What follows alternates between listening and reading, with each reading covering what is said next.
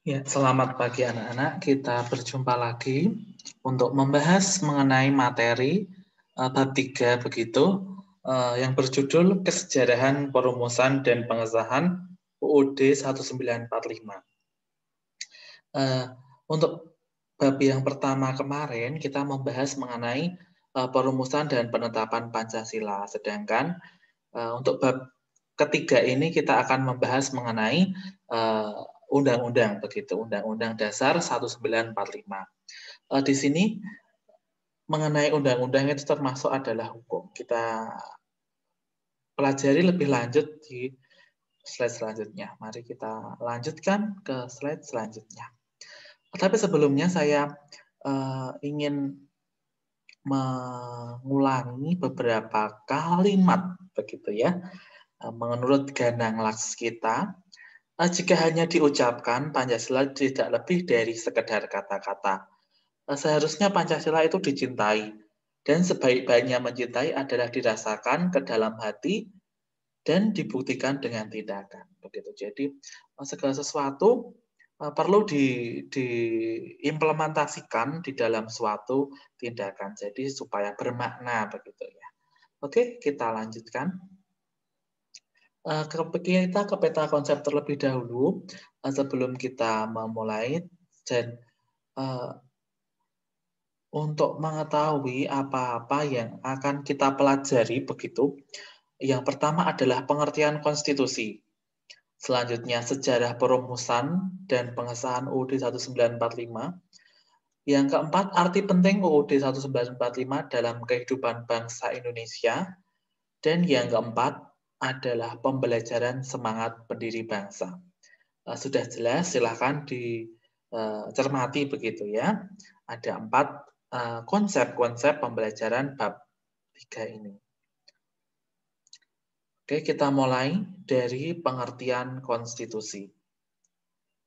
Apa itu konstitusi? Kita tahu ya, kita pernah belajar mengenai konstitusi. Di sini konstitusi adalah keseluruhan peraturan-peraturan yang mengikat baik tertulis maupun tidak tertulis tentang cara penyelenggaraan pemerintahan dalam suatu negara. Konstitusi ini sering disebut dengan hukum dasar. Jadi erat hubungannya antara konstitusi dengan hukum dasar. Di sini hukum dasar mempunyai arti sebagai ketentuan yang menjadi dasar pembentukan bagi peraturan perundang-undangan di bawahnya, serta dasar untuk setiap tindakan hukum. Jadi, konstitusi juga bisa disebut dengan hukum dasar. Dan hukum dasar itu yang menjadi dasar untuk tindakan-tindakan suatu negara, begitu. Di sini jenis konstitusi ada 2, yaitu konstitusi tertulis dan konstitusi tidak tertulis. Saya ulangi, konstitusi tertulis dan yang kedua adalah konstitusi tidak tertulis. Di sini konstitusi tertulis itu adalah undang-undang dasar, sedangkan konstitusi tidak tertulis ini adalah konvensi. Konvensi ini adalah hukum dasar tidak tertulis. Sifat-sifat konstitusi ada 2. Yang pertama luas atau fleksibel. Di sini konstitusi dimungkinkan adanya suatu perubahan. Sedangkan sifat yang kedua adalah kaku atau rigid, yaitu sulit diadakan perubahan. Saya kira jelas untuk slide ini. Kita lanjut ke slide selanjutnya ya. Setelah kita mempelajari pengertian konstitusi, kita masuk ke dalam pengertian konstitusi menurut para ahli.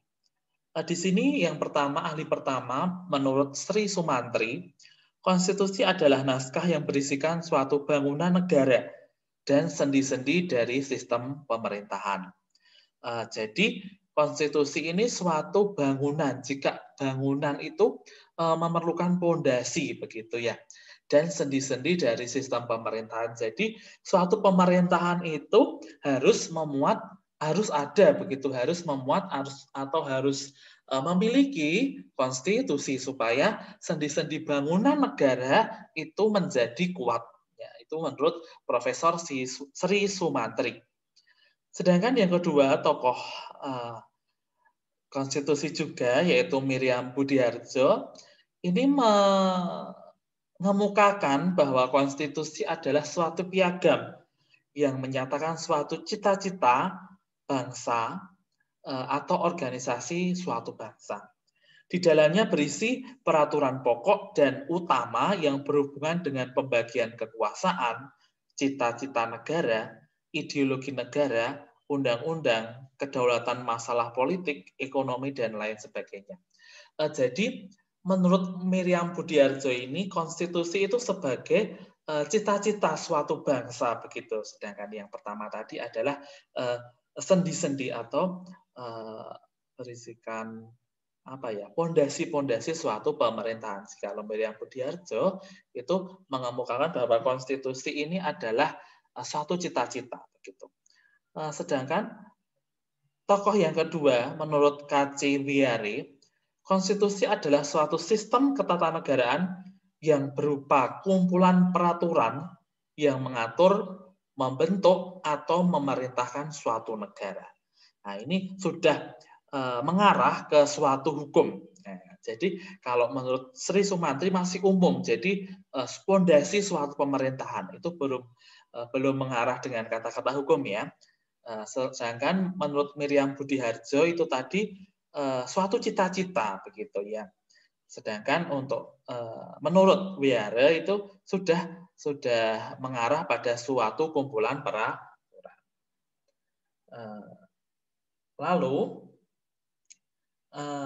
tokoh lain, ini ada banyak sekali. Menurut Uwade, konstitusi adalah naskah memaparkan tugas pokok dari pemerintahan. Ada juga Lord James, ini konstitusi adalah kerangka masyarakat dalam dunia politik yang diatur oleh hukum, di mana hukum menetapkan secara tetap terhadap beberapa lembaga yang memiliki fungsi dan hak yang diakui.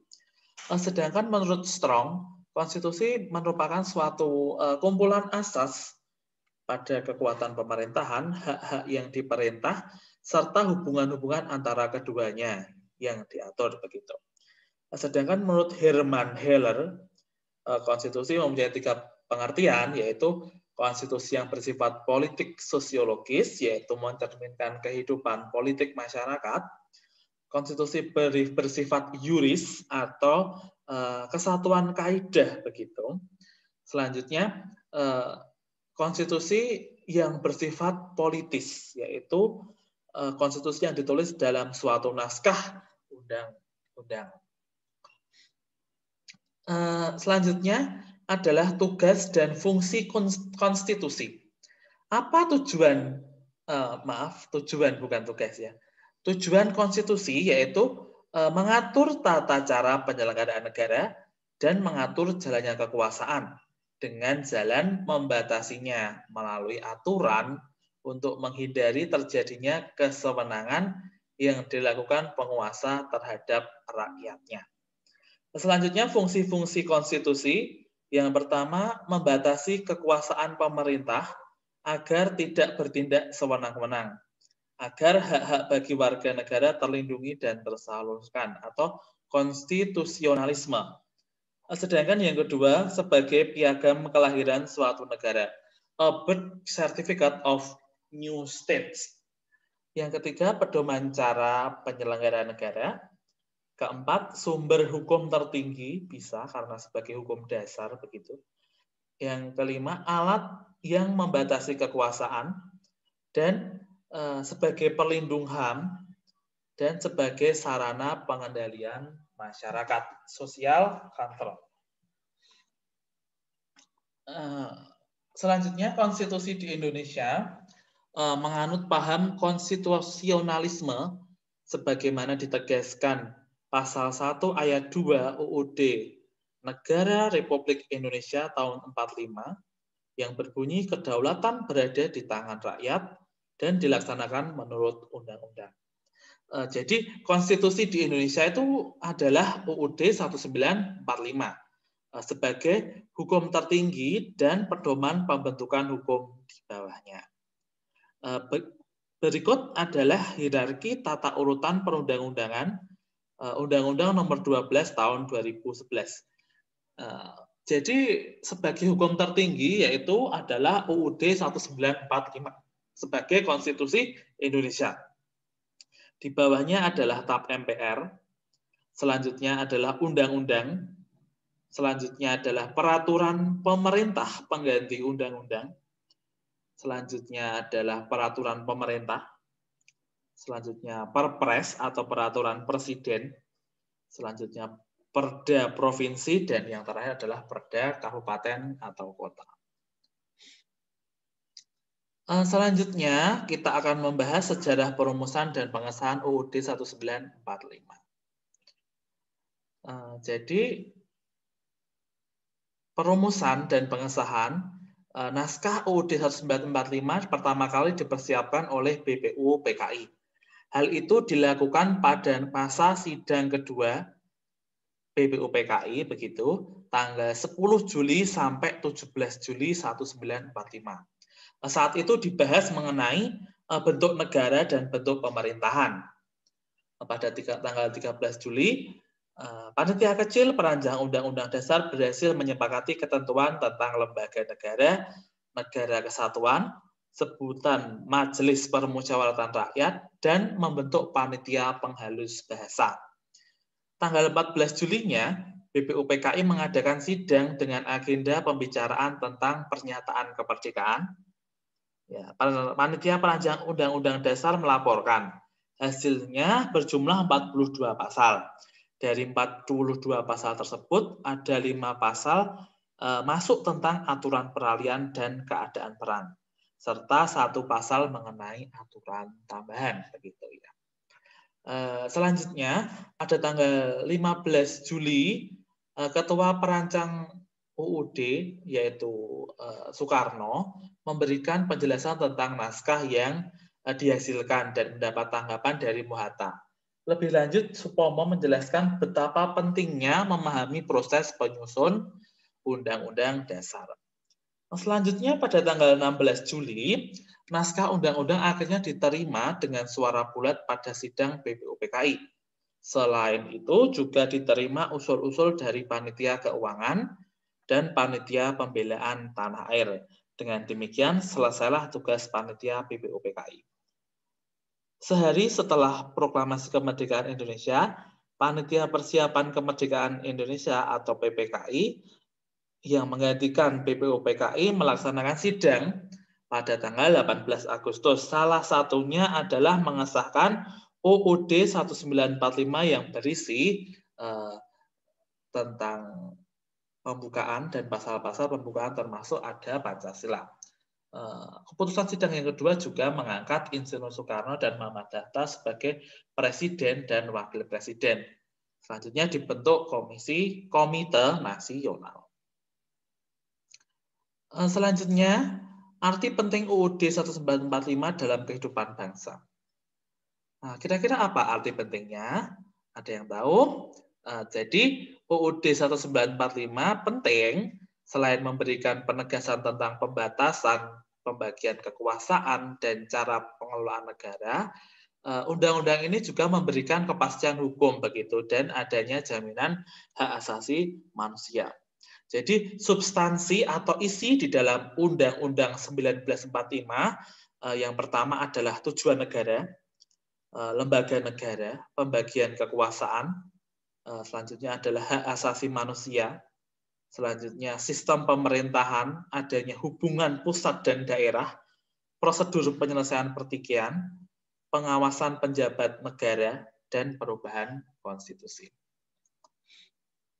Selanjutnya, makna dari pembukaan undang-undang. Jadi, apakah bisa diklik?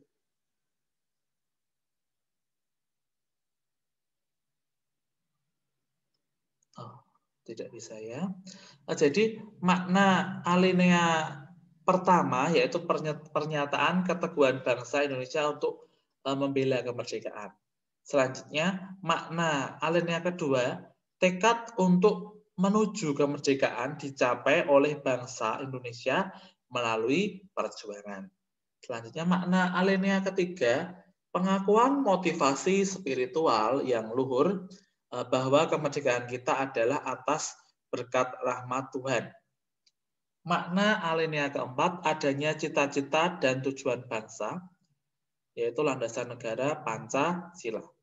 Jadi pembukaan UUD 1945 dan batang tubuh itu adalah saling berhubungan. Isi pembukaan yaitu ya pembukaan ada 4 alinea ya, kita bisa baca setiap hari Senin sebelum Corona yaitu pasti dibacakan. Selanjutnya perkembangan konstitusi di Indonesia. Jadi ada beberapa perkembangan di sini dimulai dari tahun 1945 sampai 27 Desember 1949 itu adalah UUD 45. Selanjutnya karena Indonesia menjadi negara serikat, maka konstitusi berubah menjadi RIS. Jadi konstitusinya RIS sampai tanggal 17 Agustus 1950. Selanjutnya setelah itu maka karena Indonesia sudah tidak ikut RIS lagi, maka adanya undang-undang sementara.